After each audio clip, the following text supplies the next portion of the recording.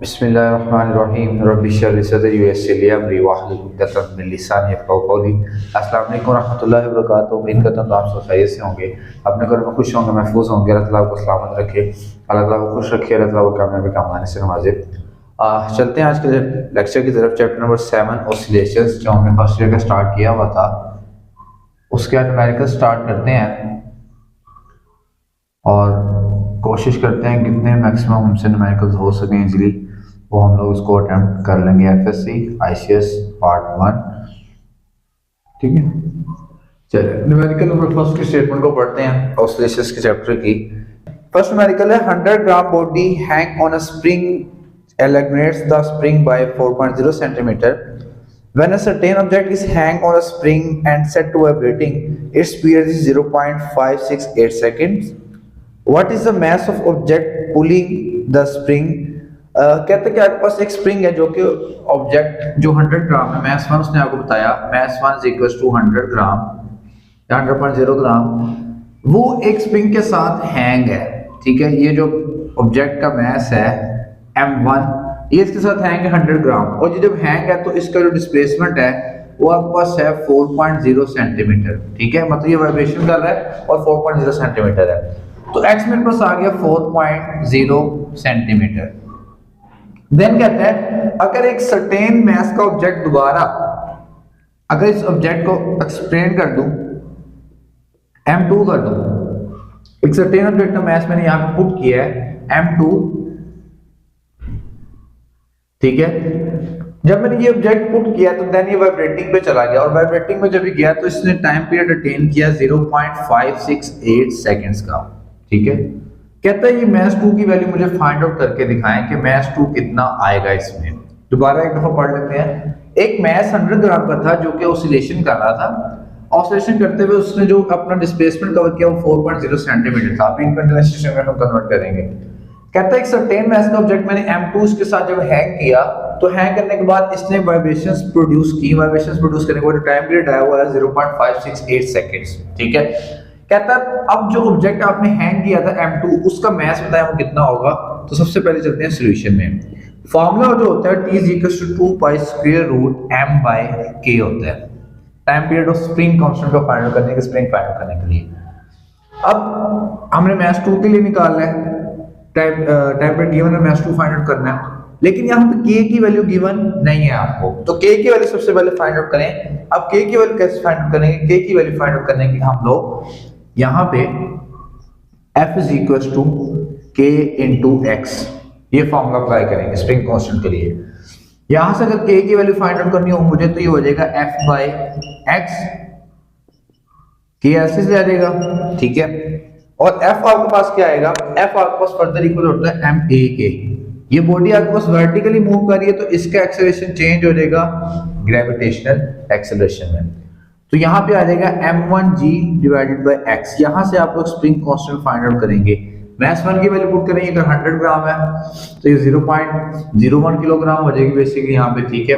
ये 4 सेंटीमीटर है, ये 0.04 मीटर हो जाएगा, ठीक है। और ये ऐसे जाएगा, ये 100 ग्राम तो ये हो जाएगा 0.01 किलोग्राम, ठीक है। तो यहाँ पे पुट करते हैं वैल्यूज को। m1 आपके पास है 0.01 multiply by 9.8 divided by x जो आपके पास आया वो आपके पास है, अल्लाह आपको भला करे, कितना है? 0.04, सॉरी 0.04। तो k की जो आपके पास वैल्यू आएगी ना, k की वैल्यू आपके पास आएगी 24.5, हाँ k की वैल्यू आपके पास आएगी 24.5 न्यूटन मीटर पर मीटर, ठीक है। ये आपके पास k की वैल्यू आ जाएगी। जो k की वैल्यू आए उसे उठा के यहाँ पुट करें। 2 = 3.14, बल्कि सबसे पहले अगर मैस 2 निकालना दोनों तरफ टेकिंग स्क्वायर करें, taking square on both side, ये हो जाएगा t² = 4 pi square,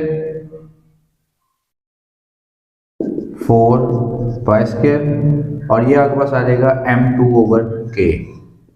more over अगर m2 की वैल्यू फाइंड करूं तो ये हो जाएगा t² × 4 पाई का स्क्वायर डिवाइडेड बाय अल्लाह आपको भला करे 4 पाई स्क्वायर, बल्कि टी स्क्वायर ऐसे आ जाएगा, ये के इधर आके होगा मल्टीप्लाई, ये 4 पाई इसके इधर आकर होगा डिवाइड। यहाँ पे वैल्यूज पुट करें, टी स्क्वायर आपके पास है 0.568 का स्क्वायर, के आपके पास है 24.5 आएगा, इसको कैलकुलेटर से कर लीजिएगा, इंशाल्लाह यही आंसर होगा। 3.14 का स्क्वायर आ जाएगा। ठीक है, यहां तक न्यूमेरिकल हो गया सोल्व। जब इसका आंसर करेंगे हम लोग तो आंसर हमारे पास आएगा, अल्लाह आपको भला करे, आंसर जो आपके पास आएगा वो आएगा 1 पॉइंट समथिंग आएगा इसका आंसर। टाइम पीरियड को कैलकुलेट कर लीजिएगा मैथ्स 2 से, M2 जो आपके पास आएगा ना, सॉरी मैथ्स जो आपके पास आएगा वो 1.26 किलोग्राम इस तरह का आंसर आएगा। इसको कैलकुलेटर से कैलकुलेट करेगा, चलो आपका आंसर निकल आएगा, डेफिनेट निकल आएगा आंसर, जो भी आंसर इसका होगा वो निकल आएगा, 2.0 समथिंग आएगा आंसर इसका। ठीक है, तो ये आपके पास न्यूमेरिकल नंबर 7.1 है। चलते हैं न्यूमेरिकल नंबर 7.2 पर और उसको सोल्व करते हैं। न्यूमेरिकल नंबर 7.2,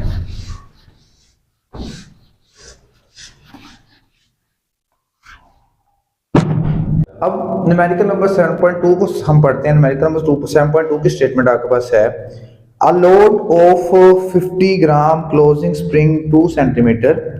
आपके पास एक लोड मतलब एक स्प्रिंग के साथ जो मास अटैच किया गया वो कितना है जी, 15 ग्राम है, और उसने डिस्प्लेसमेंट कवर किया वो है 2 सेंटीमीटर।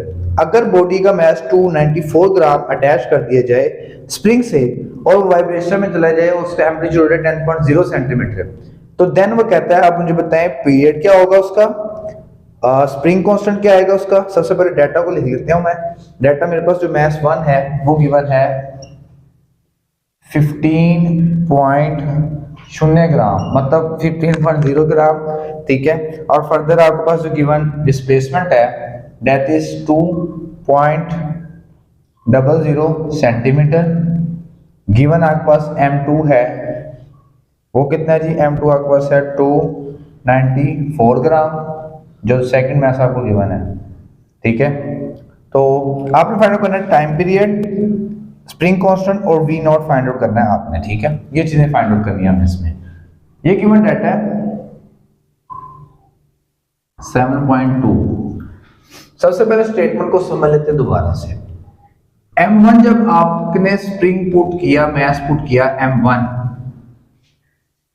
तब इस बॉडी ने कवर किया 2 सेंटीमीटर का डिस्प्लेसमेंट, जो कि फर्दर हो जाएगा 0.02 मीटर के। ठीक है, अगर मैं मास अटैच कर देता हूं बॉडी के साथ 294 किलोग्राम का, मास 2 कह देता हूं, तो तब बॉडी का एम्पलीट्यूड, उसका एम्पलीट्यूड का मतलब है उसका मैक्सिमम डिस्प्लेसमेंट मेन पोजीशन इधर आ रहा है, कितना आ रहा है वो 10 सेंटीमीटर उसने कहा था आपको आ रहा है एम्पलीट्यूड के लिए। ठीक है, फाइंड आउट करें इसके लिए, फाइंड आउट कहता है करें स्प्रिंग कांस्टेंट को कर दें, टाइम पीरियड को कर दें और मैक्सिमम वेलोसिटी को कर दें, ये सॉल्यूशन में आ जाएगा आपके पास। ठीक है, अब ये वैल्यूज आपके पास गिवन है, जो इसको आपने सोल्व करना है। सोल्व के लिए सबसे पहले 15.0 ग्राम आपके पास आ जाएगा 0.15 किलोग्राम, और अगर 294 को करेंगे तो आ जाएगा 0.294 किलोग्राम। ठीक है, स्प्रिंग कांस्टेंट अगर फाइंड आउट किया जाए तो स्प्रिंग कांस्टेंट फाइंड आउट करने के लिए सेम वही formula, F is equals to K of X। K find out करना है, ये आपके पास आ जाएगा M1G डिवाइडेड बाय X। देखिए स्प्रिंग कांस्टेंट तो मास M और 2 के लिए सेम ही होगा, इसलिए हमें वैल्यूज पुट कर रहा हूं मैं यहां पे इसी तरह 0.015, ठीक है, 9.8 डिवाइडेड बाय X आपके पास है 0.02, ये K आ जाएगा। K की व्हाटएवर जो वैल्यू आपके पास आती है उसको इस आंसर में पुट कर दें आप लोग, आपके पास वैल्यू निकल आएगी K की वैल्यू। ठीक है, जो भी इसकी वैल्यू आती है K की वैल्यू वो निकालिएगा, ये आपके पास वैल्यू निकल आएगी।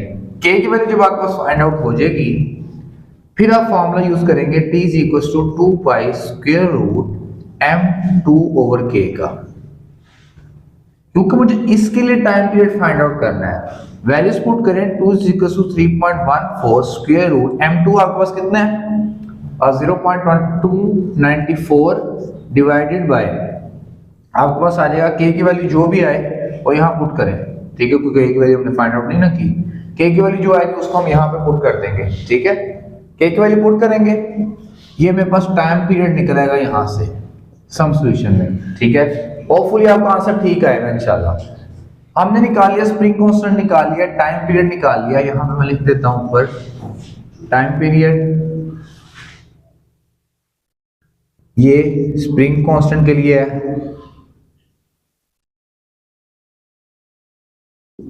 ठीक है। अब आपने निकाल लिया वी नॉट। वी नॉट के लिए आपके पास फार्मूला होता है एक्स नॉट ओमेगा, और x not omega as this, omega आपके पास आता है स्क्वायर रूट के ओवर एम। एक्स नॉट आपको गिवन था, कितना था 10 सेंटीमीटर है। एम्पलीट्यूड जो है आपके पास 10 सेंटीमीटर है, जो कि फर्दर कन्वर्ट होकर हो जाएगा 0.10 मीटर। 0.10 मीटर पुट करें, m2 पुट करें, k की वैल्यू पुट करें। m2 आपके पास है 0.294, तो ये आपके पास मैक्सिमम वेलोसिटी भी निकल आएगी यहाँ से, ठीक है। तो न्यूमेरिकल में 7.2 में कुछ डाटा, मतलब अगर k की वैल्यू आप निकाल लेते हो, टाइम पीरियड आप खुद फाइंड आउट कर लेंगे। अगर टाइम पीरियड फाइंड आउट कर लेंगे तो हम maximum velocity v not x not omega भी फाइंड आउट खुद से कर सकते हैं, ठीक है। तो ये हमारे पास आज का न्यूमेरिकल था, न्यूमेरिकल नंबर 7.2। उम्मीद है कि आपको समझ आएगी। अगर ये समझ आए इसको लाइक करें, शेयर करें, सब्सक्राइब करें। मिलते हैं शायद नेक्स्ट वीडियो में, क्योंकि अगला न्यूमेरिकल लेंथी है तो हो सकता है मैं एक ही लेक्चर में वो आपको करवाऊं, नहीं तो इंशाल्लाह वो किसी चीज़ के साथ कंबाइन कर दिया जाएगा। इसके साथ मैं उसको कंबाइन नहीं कर, तो ये आज का लेक्चर यहाँ पे स्टॉप करते हैं। मिलते हैं इंशाल्लाह नेक्स्ट वीडियो में, तब तक अपना ख्याल रखिएगा। अल्लाह हाफिज़।